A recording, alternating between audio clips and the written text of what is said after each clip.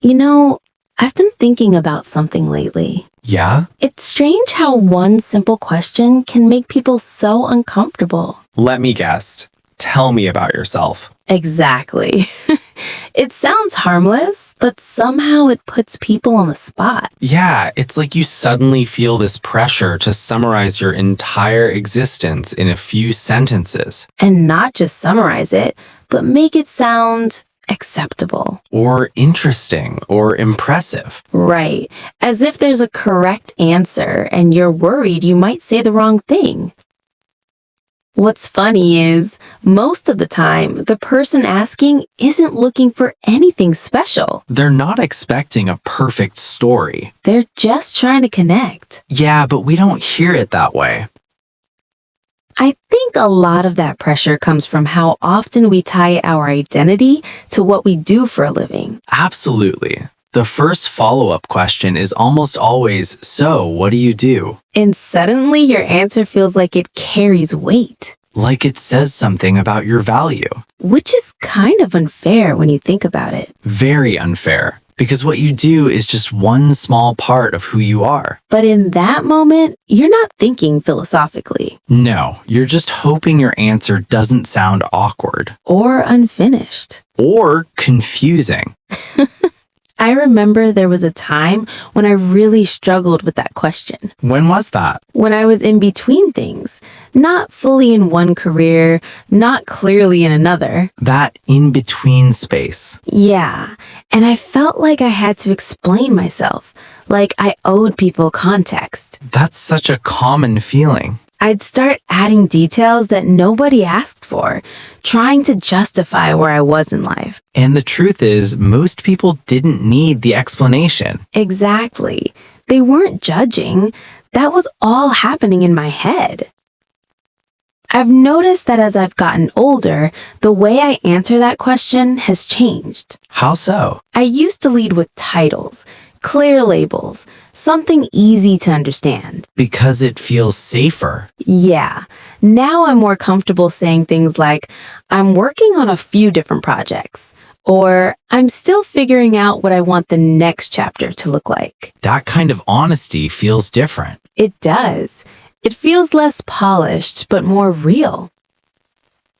I think that's the part people don't realize.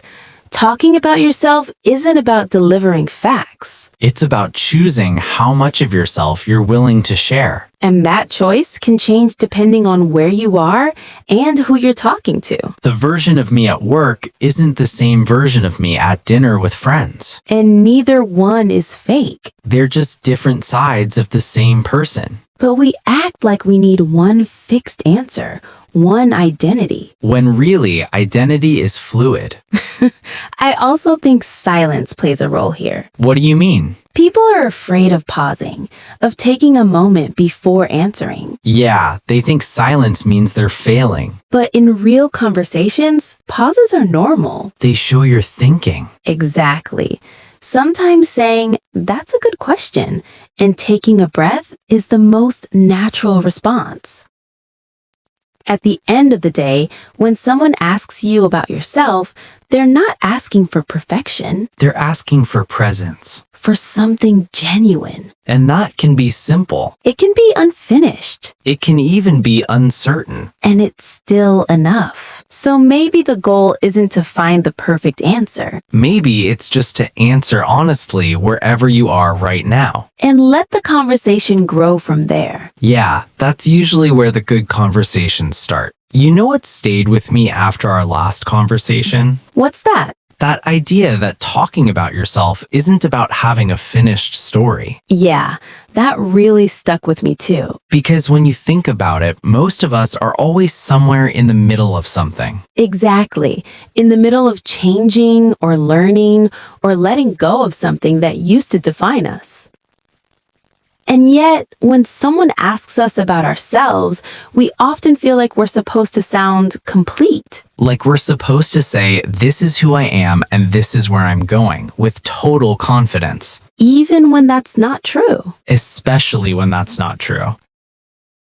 I've been thinking about how often people confuse confidence with certainty. That's such a good point. Certainty sounds clean, it sounds organized. But real confidence can include doubt. Yeah, it can sound like I don't have everything figured out, but I'm okay with that. And that kind of confidence feels much more grounded. It does, it feels honest. I think that's where a lot of people get stuck when they talk about themselves. How so? They think uncertainty makes them look weak or unprepared or less interesting. When actually it's often the opposite. Exactly. When someone says, I'm still learning or I'm figuring things out as I go, it feels relatable. It opens the door for real conversation. There's also this idea that you have to choose the right version of yourself to present. Oh yeah, like you're picking from a menu. The professional version, the casual version, the impressive version. And you're constantly adjusting, thinking, is this the right one for this moment? That can get exhausting. It really can.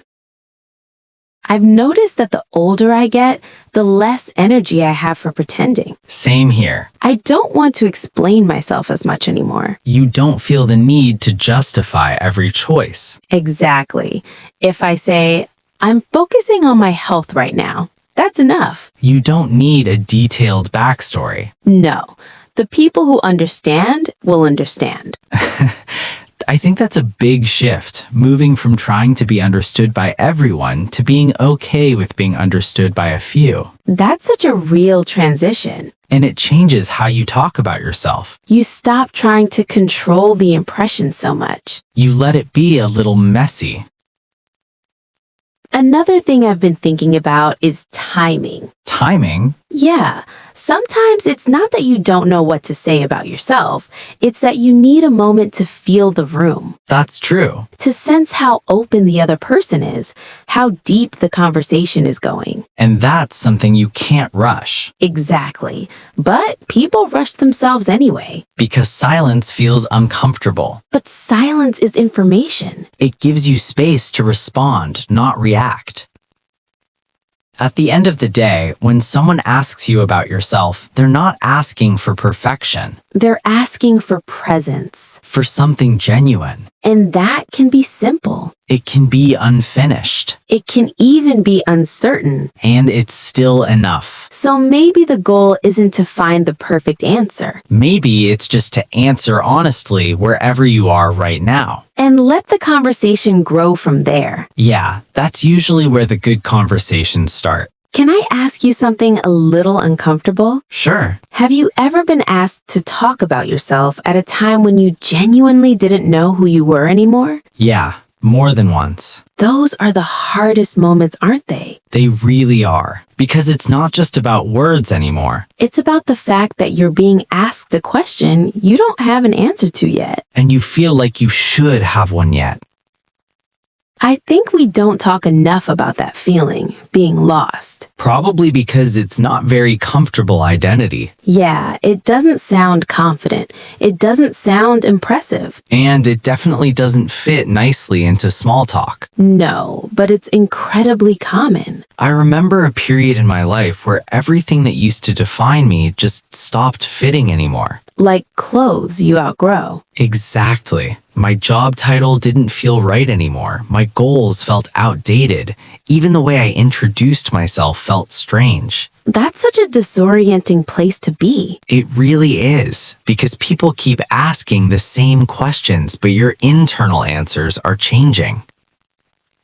I think when people feel lost, they often assume something has gone wrong. Yeah, like they took a wrong turn. But sometimes being lost is just what happens when something old no longer works. And something new hasn't formed yet. That in-between space. Uncomfortable, but important. Talking about yourself during those times was the hardest part for me. Because you didn't want to lie. Exactly, but you also didn't want to unload everything on someone who was just being polite. Right. There's this tension between honesty and emotional safety. So you end up giving half answers. Answers that feel hollow. I remember I went through something similar. There was a time when I felt disconnected from almost every label I used to rely on. How did you handle introductions? Honestly, I kept them very simple. In what way? I stopped trying to explain who I was and started talking about what I was experiencing. That's a big shift. I'd say things like, I'm in a period of change right now, or I'm taking some time to figure out my next steps. That kind of honesty leaves room to breathe. It does. It feels less polished, but more real. That's the thing. When you're lost, you don't need stronger words. You need gentler ones.